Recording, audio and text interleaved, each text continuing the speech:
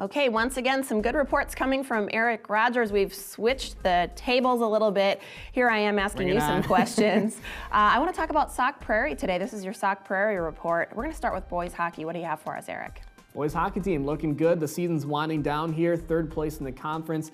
Now, they did lose 3 games in a 6-game stretch to start this month, which was their only really down part of the season, but they are back on track after wins over Sparta, Viroqua, and now the Baraboo Portage Co-op. So they're looking good. Last Saturday, they got a 10-0 win over Viroqua. They closed out the season in Friday's 3-2 win over Baraboo Portage. Dane Leonard gave the Eagles an overtime win thanks to a goal at the 5:40 mark.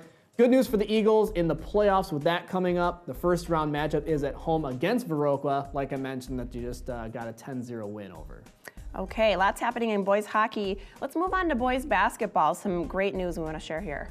Well, boys basketball, they're tied for 4th in the conference. They had won 9 straight games to get into 2nd place. Then they lost 4 straight, but like you mentioned, the good news, they're back on track. They got a win Saturday with a 46-43 win over Lodi, so they're looking all right. Since the winning streak ended before going on that 4 straight losses, the opponents had a winning percentage of .536. So against those winning teams, they weren't doing a good job, but back on track here, Jessa.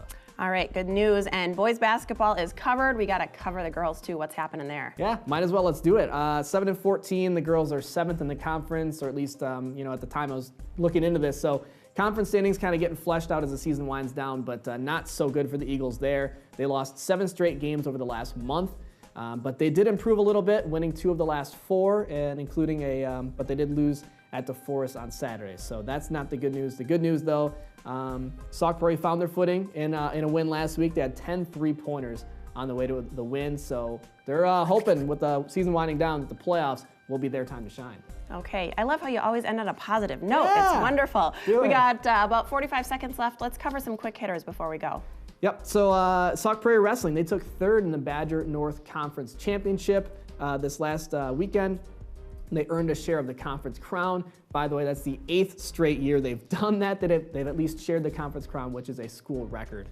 And they've also won 17 straight matches, Jessa, in the Badger North Conference tournament. So a lot of good stuff happening with wrestling, too.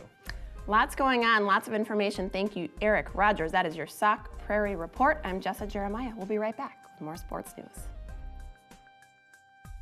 Style & Stitches is a proud supporter of Sauk Prairie High School athletics. All of our athletic apparel is produced locally right here in downtown Sauk City. Whether you need custom embroidery on a few polos or screen printing on jerseys for an entire team, Style & Stitches has got you covered. We offer free quotes on all our services. Our excellent customer service, fast turnaround, and competitive prices make Style & Stitches your corporate and athletic apparel headquarters. Stop on down today and show your Eagle pride. Style & Stitches, it's all about making you look good.